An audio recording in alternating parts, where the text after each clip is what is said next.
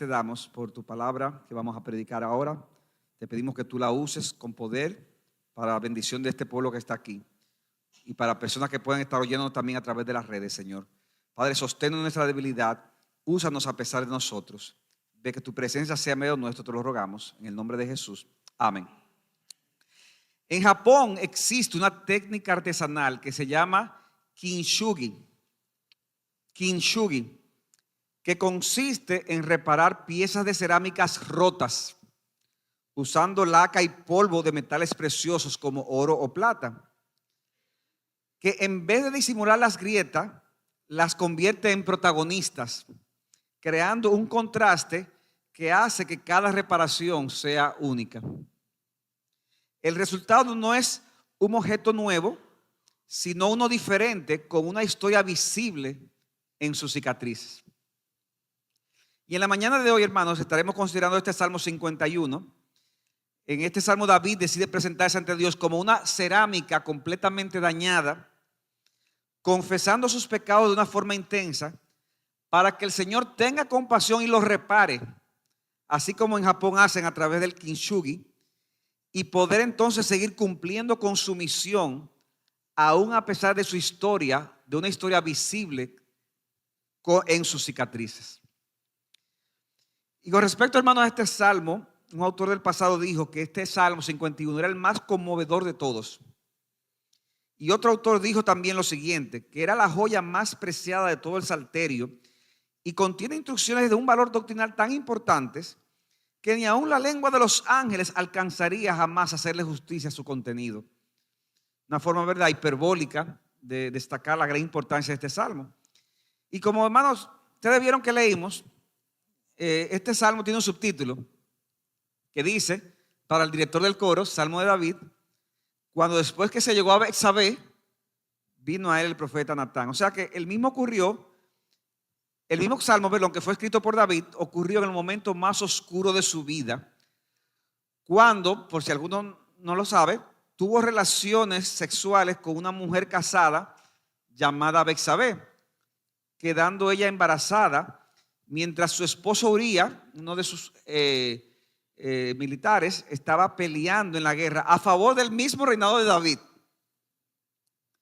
David entonces preparó un plan para tratar de que Urías se acostara con Betsabé, lo mandó a buscar y trató de que se fuera a su casa a dormir con su mujer y así tapar el hecho de que el mismo David era el padre de la criatura. Pero al no lograr David cumplir con ese plan, a pesar de que hasta había emborrachado a Urías, entonces diseñó otro plan mucho más malvado para que él fuera muerto en medio de la batalla. Y él envía esa orden a Joab, el que dirige el ejército, con el mismo Urías, mandó la orden, para que Urías no sabía lo que decía la orden. O sea que, imagínense eso, hermanos, Urías llevaba en su mano la sentencia de su propia muerte, sin él saberlo. Urías es dejado morir en batalla, David se casa apresuradamente con Betsabé y así todo pareció que no había problema, que el niño que ella tuvo había sido de David. Lo que David no contaba era con que el texto dice en 1 Samuel 11 al final, pero lo que David había hecho había sido malo ante los ojos del Señor. Y hermanos, a pesar de que lo que hizo David en ese momento, y esto es importante tomarlo en cuenta, lo que David hizo en ese momento no era algo extraño en cualquier rey de esa época. Los reyes de esa época tenían poderes absolutos, hacían cosas como esa. Dios no dejaría pasar por alto esta acción de su siervo y le envió al profeta Natán luego que Betsabé diera luz al niño. Y Natán, a través de una historia figurada, le hace ver la maldad y la culpa de su pecado. ¿Te recuerdan, verdad? Le habla de un hombre que tenía mucho cordero, mucha vaca, pero había otro que lo que tenía era un corderito. Y llegó un visitante, un amigo a visitar al hombre rico y en vez de coger una de sus ovejas, ¿qué hizo? Le cogió lo único que tenía al hombre pobre. Y David dice, pero es digno de muerte el que hizo eso. Y Natán dijo, David, tú eres ese hombre.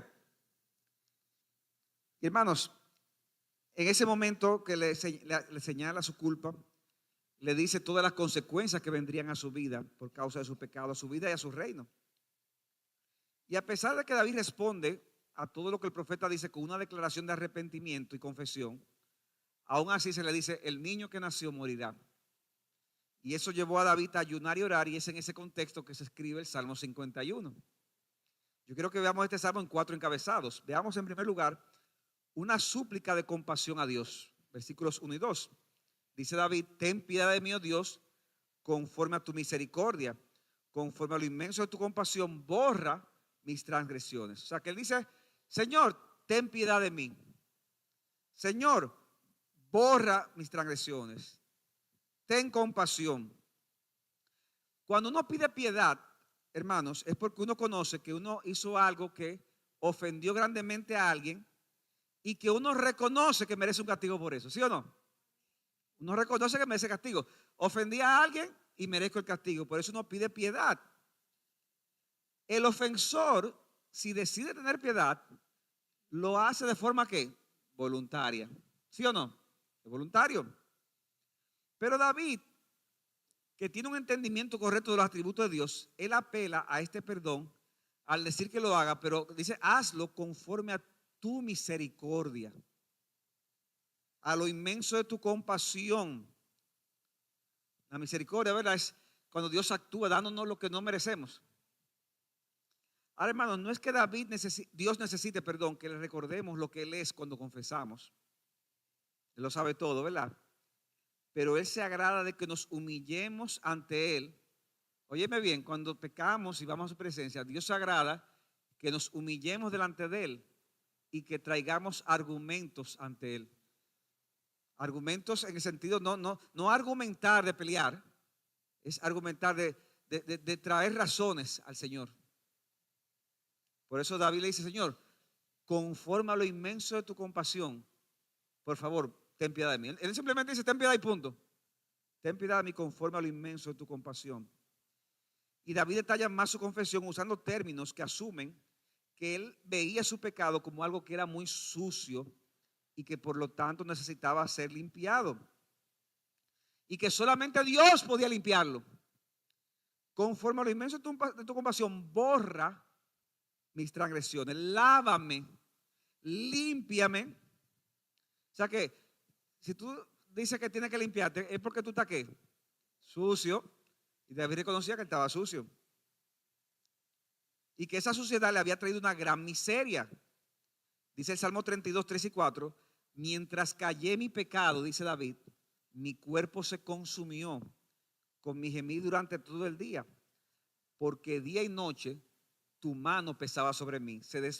Mi vitalidad se desvanecía en el calor del verano. O sea que todos esos meses que tuvo David con ese pecado oculto, mientras Betsabé estaba embarazada, no era que él estaba, ay, qué feliz la vida. Ay, mira qué bien. Y se levantaba en la mañana a hacer su devocional. Y todo feliz, contento. Así era que estaba. Mientras callé mi pecado, mi cuerpo se consumió.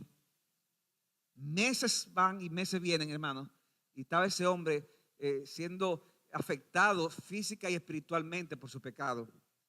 Él sentía la mano del Señor por encima de él. Pero ahora, hermanos, él reconoce que solo Dios puede limpiarlo y por lo tanto es con Dios que él trata su pecado. Ahora, hermanos, ¿cómo puede un Dios, ahorita cantábamos, cómo puede un Dios perfectamente santo y puro mostrar compasión y limpiar el pecado sin que eso comprometa su justicia? ¿Cómo puede un Dios así hacer eso? Leían estos días en Proverbios. O sea, que el que justifica al impío y el que condena al justo es que abominación al Señor. Y David ahora mismo es culpable. Entonces, ¿cómo puede un Dios perfectamente santo y puro mostrar compasión sin comprometer su justicia? Y la respuesta, hermanos, está en la cruz de Jesucristo. En lo que celebramos esta mañana. En su muerte por nosotros. Porque en su muerte, ¿qué hizo Dios? Dios pagó en Cristo el pecado de todos nosotros y el pecado de David. Dice 1 de Juan 1:7 que la sangre de Jesús su Hijo nos limpia de todo pecado Y si confesamos nuestros pecados, óyeme bien, si confesamos nuestros pecados, no importa cuál haya sido, Él es fiel y justo para perdonarnos los pecados y limpiarnos, de nuevo la palabra, de toda maldad. Ahora, hermanos, para que una confesión sea sincera, uno debe asumir su responsabilidad en la falta, ¿sí o no? Y eso nos lleva a nuestro segundo encabezado, un reconocimiento de culpabilidad. O sea que no solamente hay una súplica de compasión, sino que hay un reconocimiento de culpabilidad. Versículos 3 al 6. Dice el versículo 3, su primera parte, porque yo reconozco mis ¿qué? Mis transgresiones. Mis hermanos, una de las cosas más difíciles que se le hace a un pastor y cualquier creyente que dé consejería es cuando una persona, hay problemas y tú vas a la persona, pero la persona no entiende la gravedad de lo que hizo. La persona no asume la responsabilidad de sus acciones. ¿Ustedes han visto eso? O sea, no la asumen. Pero David no estaba en esa posición. Él podía haber dicho, Señor, pero yo estaba caminando y se apareció esa mujer desnuda ahí. ¿Y por qué no se cuidó? Ella. No, él dice, yo reconozco mi pecado. Y dice, y mi pecado está siempre delante de mí. Mi pecado está siempre delante de mí. Una confesión sincera, mis hermanos, reconoce el pecado sin excusa. Repito eso. Una confesión sincera. Si tú, ay, no, yo confieso mi pecado a Dios, pero eso implica que tú estás reconociendo tu pecado sin excusa. Y hermanos, una confesión sincera reconoce que no importa el pecado que sea, siempre se comete contra Dios. Siempre se comete contra Dios. Dice el verso 4, contra ti, solo he pecado, y he hecho lo malo delante de tus ojos. Ahora, hermano, esa declaración podría sorprenderle a cualquiera, ¿verdad? Porque David no solamente había pecado contra Dios, ¿contra quién pecó él también? ¿Contra quién? Contra Urías. ¿Contra quién más? Contra la misma Betsabé. ¿También contra quién? Contra su familia. Él pecó, hermano, contra toda la nación de Israel al final. Porque él era la cabeza espiritual de Israel. Pero si bien es cierto, hermanos, que muchas veces nuestros pecados afectan horizontalmente a otras personas, siempre debemos recordar que nuestra mayor culpa será que hemos pecado contra Dios, ya que nuestros pecados son un insulto a ese Dios perfectamente santo que nos creó y que nos redimió para su gloria. Mira, hermano, que dice, no, pero yo nada más fue fulano, eso no tuvo que ver con Dios. Sí, todo lo que sea pecado tiene que ver con Dios. Y tiene que ver principalmente con Dios. Por eso concluye el verso 4 diciendo, de manera que eres justo cuando hablas y sin reproche cuando juzgas. No hay forma de que Dios se equivoque en su juicio contra nosotros. Cuando David fue confrontado por su pecado, ¿qué le dijo el profeta Natán?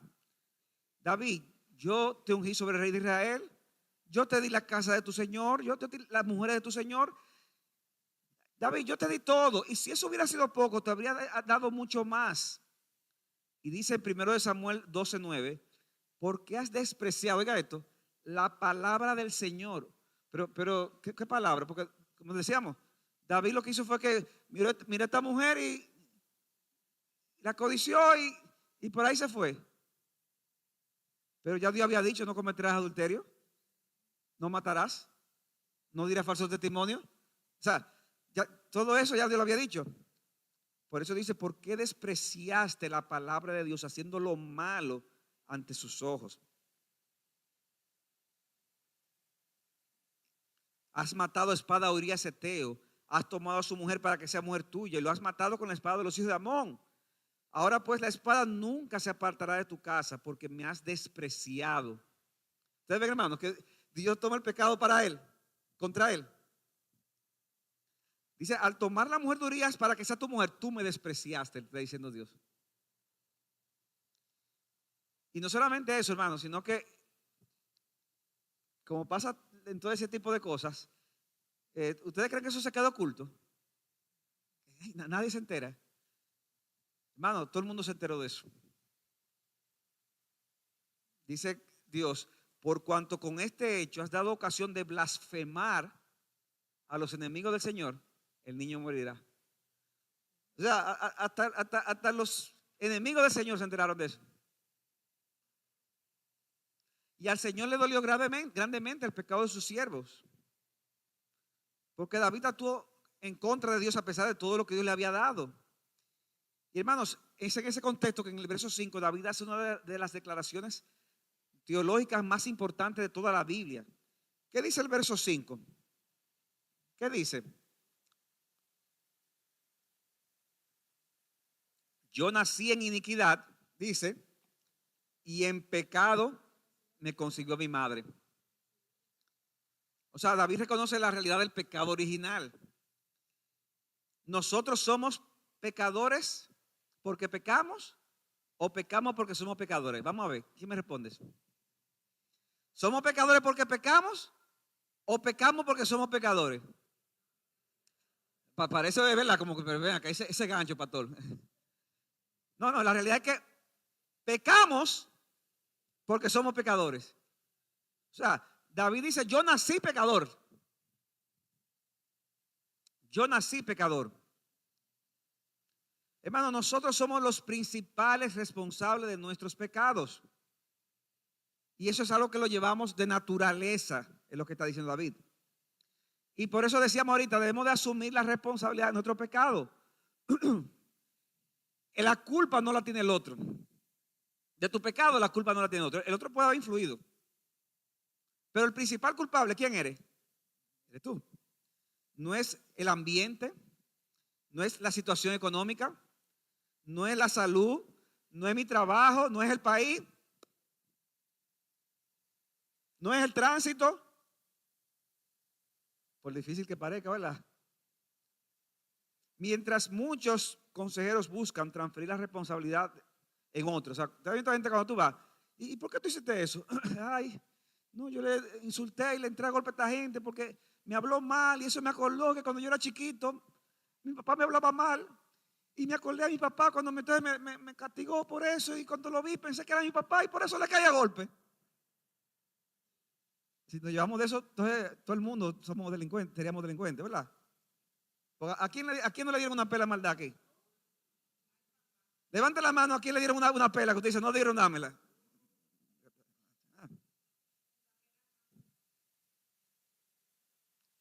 Hermanos, somos responsables de nuestros actos. Y el Señor busca que cuando vayamos a Él, vayamos con sinceridad. Diciendo, no, que no fue porque me acordé de mi mamá de chiquito, de mi papá, de mi abuelo. O no fue, no. Yo pequé contra el Señor. Pequé contra el Señor. Y por eso dice el verso 6, tú deseas la verdad en lo más íntimo y en lo secreto me harás conocer sabiduría. O sea que el salmista busca la compasión de Dios. Pero no solamente la compasión de Dios, sino que, como decíamos, en segundo lugar, él reconoce su culpabilidad. Pero yo quiero que veamos en tercer lugar, entonces, cómo él expresa un anhelo para ser completamente restaurado. Un anhelo de ser completamente restaurado. Los versículos 7 al 17. Dice el verso 7. Purifícame con hisopo y seré limpio. Lávame, le dice al Señor, y seré más blanco que la nieve. Y el hisopo, hermanos, al que hace referencia el salmista, no el hisopo que usamos al día de hoy, se refiere a una planta específica que se usó en la Pascua para poner la sangre en el exterior de las casas y evitar la muerte de los primogénitos, ¿recuerdan? También se usaba como medio de purificación a los leprosos. De modo que David le pide a Dios que actúe como un sacerdote y lo purifique de su lepra espiritual. O sea, David está diciendo, Señor, yo soy un leproso, espiritualmente hablando. Usa el hisopo y purifícame, Señor. Y si Dios mismo iba a actuar como sacerdote, entonces David dice, hazlo tú, Señor, y entonces quedaré más blanco que la nieve. Porque usted puede ayudar a alguien, ¿verdad? Pero usted no puede a lo mejor sanarlo completamente, ni tratarlo completamente. Pero como es Dios, Dice, quedaré más blanco que la nieve. O sea, a pesar de mi pecado, yo voy a quedar blanquecido, bien, bien emblanquecido. Como dice Isaías 1:18, aunque tus pecados sean como la grana, como la nieve serán emblanquecidos. Aunque sean rojos como el carmesí, como blanca lana quedarán. Hermanos, David está pidiendo, en esta oración se repite mucho, pidiendo perdón. Y alguien puede preguntar, pero vean, ¿y cuántas veces hay que pedirle perdón a Dios? Porque si tú le pides perdón a Dios y Dios te escucha, ya te responde. ¿No sería incredulidad de David que vuelve y se lo dice, y vuelve y se lo dice, y vuelve y se lo dice? No, hermanos, David no estaba mostrando incredulidad. Él estaba más bien haciendo una confesión profunda de sus pecados, ya que, óyeme bien, hay veces en nuestras vidas que por causa de la convicción de pecado que podemos sentir, debemos de dedicarle tiempo suficiente a la confesión del pecado. ¿Me siguen? O sea, hay tiempos como creyente que yo tengo que sentarme y confesar. Y eso no se va a hacer, hermano, en 15 segundos. Yo necesito más de 15 segundos para eso. Por la gravedad del pecado y la convicción que siento, yo necesito derramar mi corazón delante del Señor. Derramar mi corazón. Cuando Natán enfrentó a David, David ahí mismo dijo, pequé contra el Señor. Y Natán le dijo, Señor, David, el Señor escuchó tu oración, no morirás. Pero a pesar de que la escuchó, como quiera, escribió el Salmo 51. A pesar de que lo escuchó ahí mismo, como quiera, tomó el tiempo, ¿para qué? Para derramar su corazón en aflicción delante de Dios. Y ese proceso de restauración, hermanos, es un proceso que muchas veces incluye el dolor, incluye lágrimas, incluye el llanto. Pero que sorprendentemente, cuando viene la restauración, produce gozo. Produce dolor, produce llanto, pero entonces produce gozo. Versículo 8, hazme oír, Señor, hazme oír gozo y alegría. Haz que se regocijen los huesos que has quebrantado. Esconde tu rostro de mis pecados y borra todas mis iniquidades. Ahora, hermanos, miren interesante. Para sentir la alegría que viene de Dios, necesitamos primero sentir el quebrantamiento que también viene de Él. Porque hay creyentes, hay gente que, ¿verdad? Como que van rápido, como, ay, pequé, pero el Señor perdonó. Y como, ay, espérate. Calma. Que hay una alegría que viene de Dios. Pero esa alegría que viene de Dios, si realmente viene de Dios, viene después del quebrantamiento que también viene de Él. O sea, primero viene el tratar la herida. Y cuando se trata esa herida, ¿qué pasa cuando se aplica? ¡Ay, qué felicidad! Eso pica, ¿verdad? Normalmente pica, duele. Y cuando se trata, entonces se sana, entonces ahí viene el gozo. Y yo creo, hermanos, que estamos en un tiempo en que los cristianos queremos brincar la tablita. Y no estamos dedicando tiempo ¿para qué? Para sentir ese quebrantamiento de que pequé contra el Señor. Para entonces esperar que sea Dios que me traiga la restauración. Hermanos, la vida del cristiano es una paradoja. Los cristianos tenemos razones para estar tristes por las cosas por el pecado, como siempre, que siempre está ahí. Pero también tenemos razón de estar alegres cuando entendemos el perdón de Dios. Por eso dice Pablo en 2 Corintios 6:10, como entristecidos, pero siempre gozosos. ¿Pero cómo así? Bueno, hay declaraciones en la Biblia que a veces uno tiene que darle mente. Como entristecidos, pero siempre gozosos. Porque el cristiano, hermano, vive en esa paradoja. Pequé contra el Señor. Hazme oír el gozo y la alegría a los huesos que has quebrantado. Como decía Jonathan Edwards, todos los afectos de la gracia, sentimientos y emociones son un dulce aroma de Cristo, son sentimientos de un corazón quebrantado. el amor cristiano verdadero, sea a Dios o a los hombres, es un amor humilde y de un corazón quebrantado. Los deseos de los santos, aunque sean muy anhelados, son deseos humildes. Su esperanza es una esperanza humilde y su gozo, aun cuando es inefable y lleno de gloria, es el gozo humilde de un corazón quebrantado. David, hermanos, está deseando el perdón de Dios. Pero como yo le decía a un compañero de trabajo esta semana, cuando yo le dije, sí, el Señor perdona todos los pecados. Y él está emocionado. Me lo perdona a todos. Yo sí, te lo perdono a todos, pero la evidencia de que te lo perdono a todos va a ser tu disposición de no volverlo a cometer. No, pues así no. Pero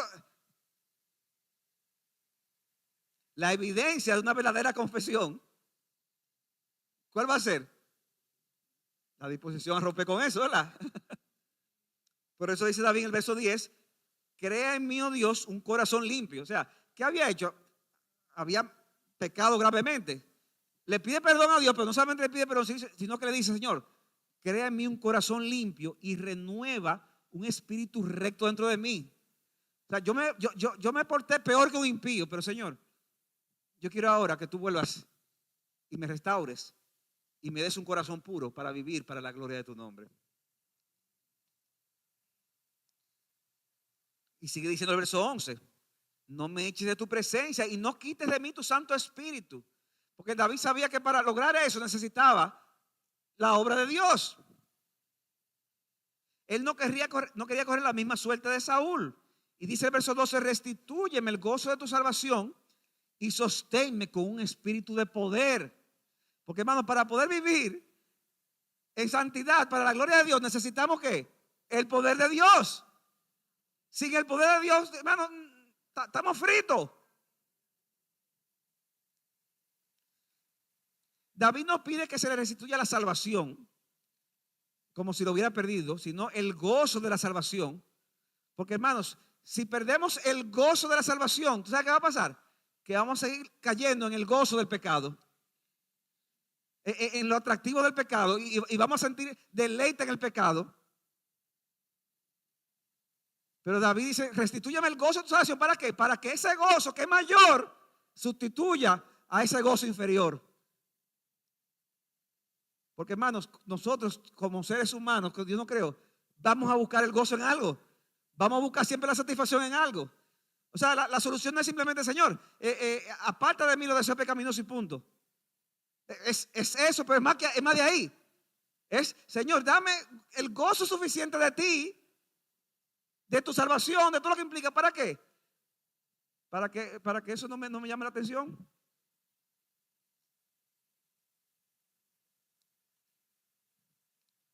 O sea, nosotros somos seres que tendemos a necesidades.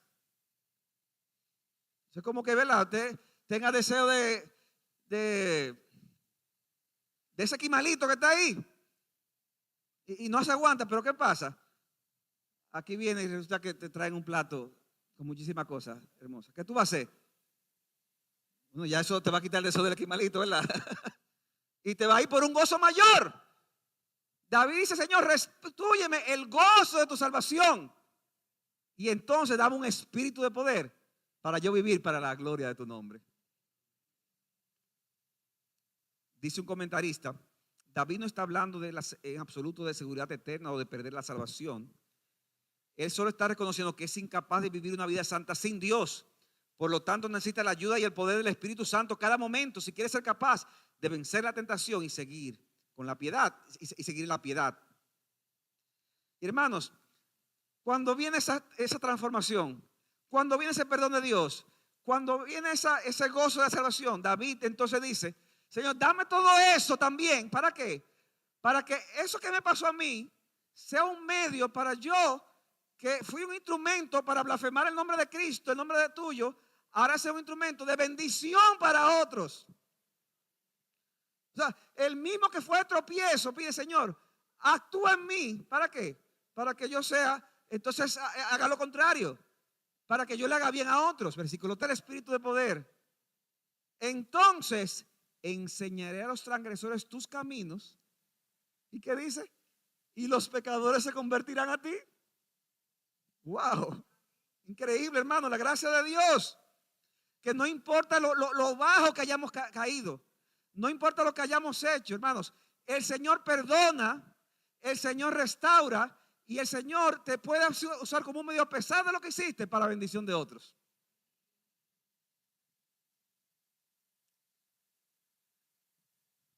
Sigue diciendo el verso 14, líbrame de delitos de sangre, oh Dios, de mi salvación. ¿Pero para qué? Para que mi lengua cante con gozo tu justicia. Abre mis labios, oh Señor, ¿para qué?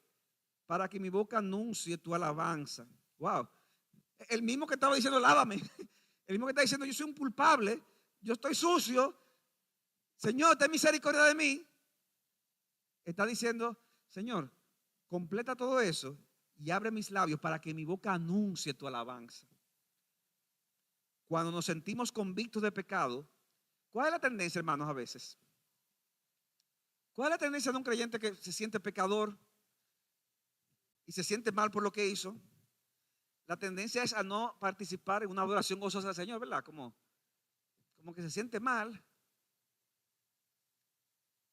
Yo recuerdo una persona que fue una vez a la iglesia. Esa persona había profesado fe, era creyente, pues se había apartado un tiempo y estuvo entregada a pecados. Y el tema es que el Señor trajo convicción de pecado a su vida y en ese contexto visitó nuestra iglesia. Y estaba sentada en la iglesia ahí, calladita, tranquilita. Era en la época de COVID, o sea que estaba con la mascarilla puesta también. Y el pastor Saladín la ve, no sabe quién es. Y le dice, oh, fulana, ¿cómo está? Bienvenida. Y le da como un abrazo. Y la persona le dice, pastor, si usted supiera quién yo soy y lo que yo he hecho, usted no se acercaría a mí y me abrazaría. Yo le dije, pastor, mi hermana, no tengo ningún problema en abrazar. No recuerdo las palabras exactas, pero al final, no, aquí todos somos pecadores. Tú no eres mejor que yo, ni yo soy mejor que tú. Tú estás aquí, bienvenida. Qué bueno que estás con nosotros. A veces la tendencia es como a, ya yo no me quiero acercar. Pero hermanos, cuando viene el perdón de Dios, no importa lo que hayamos hecho, podemos venir con gozo de nuevo a adorar la presencia de Dios. No importa lo que haya pasado en tu vida, hermanos. Dios está con los brazos abiertos recibiéndote como el padre del hijo pródigo, que ni siquiera esperó que llegara. Dice el texto que mirándolo de lejos el padre, ¿quién fue que cogió? El padre cogió del hijo y lo abrazó y lo besó. Cuando somos librados de esa culpa, podemos cantar con gozo. David entonces le pide al Señor, hermanos, en ese sentido, que no lo deje estar callado. Él anhela, como dice un autor, adorar libremente, nuevamente con gratitud, y cree que por la gracia de Dios lo hará. Visto en su verdadero escenario, esta súplica sincera y humilde lleva al adorador en un paso desde la confesión hasta el borde de la alabanza. Y hermanos, todas estas peticiones que hace el salmista, él las hace, hermanos, porque él no quiere un ritualismo externo. O sea, no es simplemente que pequé, déjame ser Padre Nuestro, déjame cumplir con las ceremonias. Él sabía que Dios se agradaría en un sentido de humillación y fuerte dolor por la falta cometida. Dice verso 16, porque tú no te deleitas en el sacrificio, de lo contrario yo lo ofrecería. Eso era parte, ustedes sabían, de la limpieza, ofrecer sacrificio, pero ¿qué era eso? ¿Era algo externo? Dice él, no te agrada el holocausto. Los sacrificios de Dios son el espíritu contrito, al corazón contrito y humillado Dios no despreciarás. No hago nada contra el sacrificio a Dios. Tú no haces nada, hermano, con, ay, pequé, déjame leer la Biblia más. Déjame ofrendar, déjame ir a la iglesia. Hermano, tú no haces nada si no te humillas y vienes a la presencia de Dios en arrepentimiento. Pero cuando tú te humillas y vienes con ese corazón contrito y humillado, entonces el Señor recibe tu alabanza. El Señor recibe tu alabanza. El texto concluye diciendo, al corazón contrito y humillado, oh Dios, no despreciarás. Y hermanos, el salmo hubiera podido quedarse ahí ya. ¿Verdad que sí? Ah, ahí terminó. Pero de manera sorprendente, hermanos, es que en este salmo el salmista no solamente pide, oigan esto, hermanos, por una restauración personal, sino que también pide por una restauración nacional, por una restauración del pueblo. Eso nos lleva a nuestro cuarto y último encabezado, una petición de restauración colectiva. Dice el salmo aquí: haz bien con tu benevolencia, verso 18, Salmo 51. Haz bien con tu benevolencia, edifica los muros de Jerusalén. Hermano, piensa en lo siguiente. ¿Qué tiene que ver esta petición de restauración colectiva, de edificar los muros de Jerusalén, con el pecado y la necesidad de restauración espiritual que sentía David? ¿Qué tiene que ver una cosa con la otra? ¿Qué tiene que ver?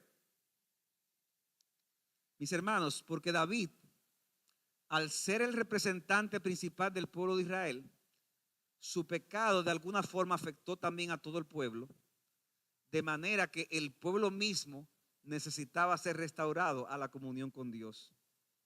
Y por eso David pide que muestre su bondad para con Sión y que edifique, en sentido espiritual hablando, los muros de Jerusalén.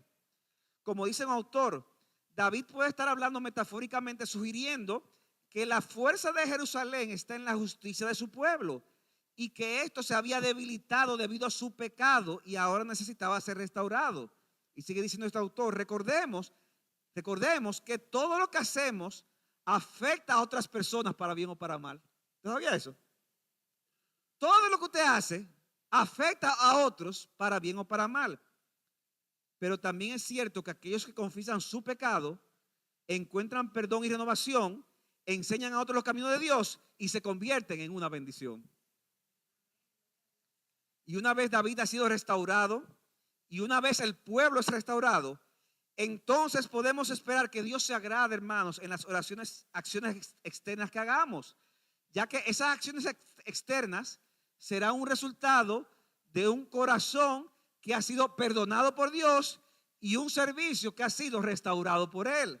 Y por eso el Salmo concluye diciendo: entonces, versículo 19, cuando ven esta restauración espiritual, cuando mi corazón se ha sanado, cuando se ha lavado, cuando se ha limpiado, cuando vuelva el gozo de mi salvación, cuando sea restaurado el pueblo, entonces te agradarán los sacrificios de justicia, el holocausto y el sacrificio perfecto. Entonces ofrecerán novillos sobre tu altar.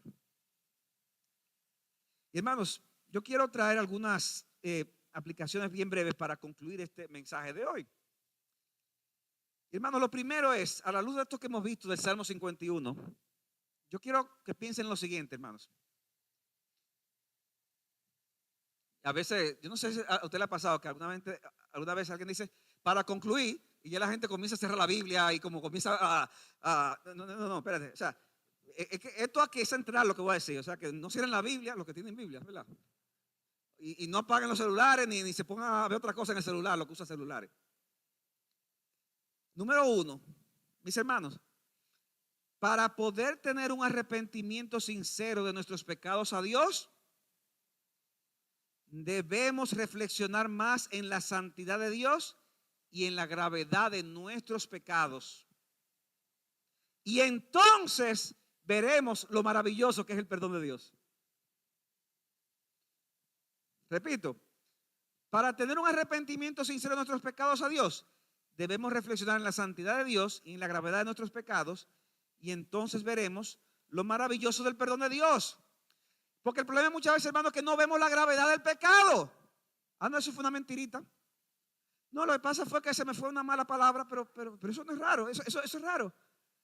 No, lo que pasa es que le hablé mal a mi esposa, que si el hijo, que si el... Hermanos, ¿qué estamos haciendo ahí? Minimizando el pecado. Minimizando el pecado. Entonces, si lo minimizamos, no puede haber un arrepentimiento sincero.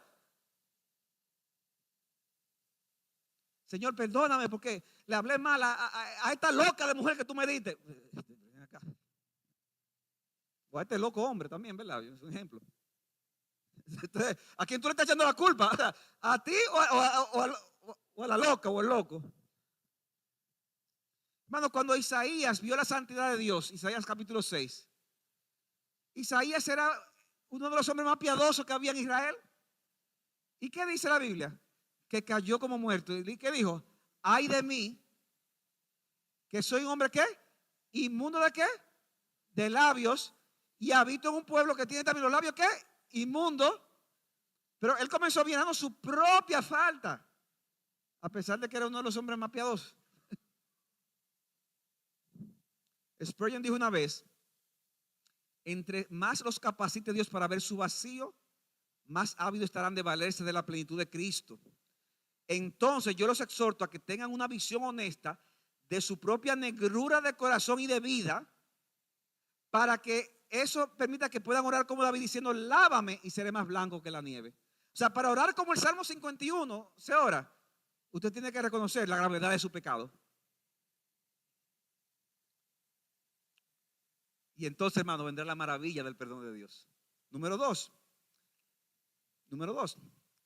aunque Dios es pronto para perdonar nuestros pecados cuando lo confesamos, hay momentos en la vida cristiana que necesitamos tomar tiempo para dicha confesión. Hermano, bueno, mi celular lo dejé allí, mejor. Pero hay que apagar el celular en ese momento. O sea, hay que tomar la previsión de que no haya interrupción. ¿Para qué? Para tener un tiempo, para no ser ligero con lo que sucedió, para aprender a afligirnos y llorar por nuestros pecados. Y hermanos, entonces vendrá la exaltación del Señor. Dice Santiago 4, del 8 al 10, acérquense a Dios. ¿Y qué va a pasar? Y Él se acercará a vosotros. Limpien sus manos, pecadores, y ustedes de doble ánimo purifiquen sus corazones. Aflíjense las mentes y lloren. Que su tristeza, su risa se vuelva en lamento y su gozo en tristeza. ¿Y qué va a pasar? Que vamos a estar todo el tiempo así. No, dice, humíllense en la presencia del Señor y Él los exaltará. Y Él traerá alegría y Él traerá gozo. Pero para eso tenemos que humillarnos en la presencia de Dios. Tercer lugar, debemos, hermanos, muchas veces aprender a aceptar las consecuencias de nuestros pecados, aunque Dios nos haya perdonado. Debemos de aceptar las consecuencias de nuestro pecado, aunque Dios nos haya perdonado. Recuerden, hermanos, que aunque David fue perdonado, el hijo que nació con Betsabé, ¿qué pasó? ¿Qué pasó? Murió y vinieron otras consecuencias desastrosas en su familia. Ahora bien, mi hermano, óyeme bien esto que te voy a decir, que esto es importante. Y lo que dije ahorita también, ahorita, todo ha sido importante, ¿verdad? Porque si no, pero óyeme bien. Puede que tú tengas que vivir con las consecuencias de tu pecado, pero aún así eso no quita en nada la realidad del perdón de Dios y de la restauración de tu alma. Y hermano, qué glorioso que sea así. Porque ese mismo Dios que permitió esos males en tu vida, ¿qué hace? ¿Sacará qué? Bienes. Donde abundó el pecado, ¿qué dice? Sobreabundó ¿qué? La gracia. Y hermano, piensen en eso. Eso fue un pecado horrible que cometió David con Betsabé. Pero hermano, la gracia de Dios fue tan grande que por eso dice, cientos de años después, Dios inspiró a Mateo al inicio de su evangelio para decir en Mateo 1:6, cuando está hablando de la descendencia de Cristo, dice, y David fue padre ¿de quién? De Salomón, cuya madre fue Betsabé, la que había sido mujer de Urías. Wow. O sea, de esa cosa tan sucia y tan fea, Dios sacó, hermano, algo glorioso. Y es que de ese matrimonio vino Salomón y ahí continúa con esa descendencia hasta llegar ¿a quién? Hasta llegar a nuestro Señor y Salvador Jesucristo. O sea que Cristo fue hijo ¿de quién? De David y Betsabé, descendiente. O sea que de ese matrimonio con Betsabé, que fue un pecado que Dios castigó a David, que trajo consecuencias, saldría nada más y nada menos que el Salvador del mundo. Donde abundó el pecado, sobreabundó la gracia. No importa lo que tú hayas hecho, hermano, ni que tengas que vivir con la consecuencia. La gracia de Dios es mayor. Y la gracia nos hará vivir con gozo y alegría a pesar de las consecuencias de nuestro pecado. Por eso concluyo diciendo, en cuarto lugar, que no importa lo grande de tu pecado, el tiempo en que has estado pecando, las consecuencias que haya traído tu pecado, Jesucristo tiene el poder de perdonar todos tus pecados si vienes a Él en este momento y lo recibes como tu único Señor y Salvador. Cristo en la cruz sufrió la ira de Dios que nuestros pecados merecían y ahora Él ofrece salvación a todo el que viene a Él. No importa lo que haya hecho, Cristo es poderoso para perdonar. Y si ya tú has venido a Jesucristo para que limpie tus pecados, para que lave tu maldad, mi hermano, yo quiero que tú te quedes con esto que he dicho. Quédate con la realidad del perdón de Dios en tu vida. Yo he contado esta anécdota en otras ocasiones, pero se cuenta una vez de una señora en uno de estos países fríos de Europa, que era una señora que sentía como mucho gozo en su corazón y cuando el pastor predicaba, esa señora decía, aleluya, gloria a Dios y amén. Pero el pastor era de esta gente que son muy tranquilistas, o sea, como muy... Entonces el pastor como que le molestaba que como que se expresara tanto. Y un día le dice a la señora, mira señora pobre, vamos a hacer un acuerdo usted y yo. Si usted me promete en el próximo culto quedarse callada y no decir nada, yo le voy a regalar una frazada.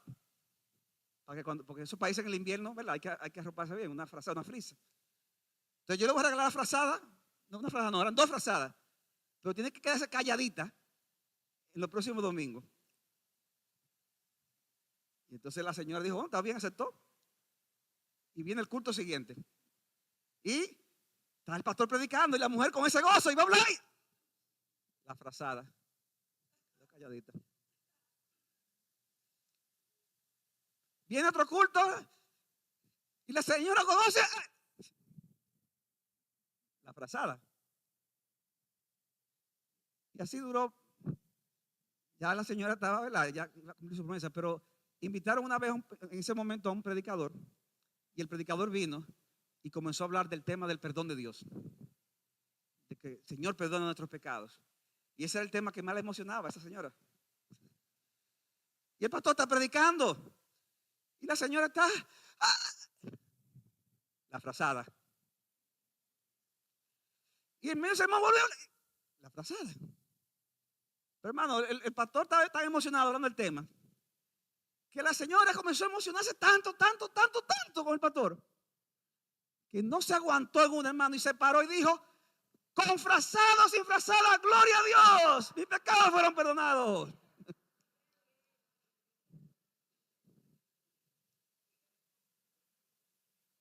No importa, hermanos, lo que haya pasado. Si tú has sido perdonado, eso es lo más glorioso que te ha pasado en tu vida. Dale gloria a Dios, con frazada o sin frazada. Aleluya, el nombre de Cristo. Tú tienes razones de sentir el gozo del perdón y de la restauración. Tú puedes mirar con confianza el futuro, sabiendo que no importa lo que haya pasado en tu vida, Cristo te perdonó. Y ahora tú puedes decir, gracias Dios, gracias Cristo. Porque aunque mis culpas son muchas, tu gracia es mayor. Que el Señor le bendiga, hermanos.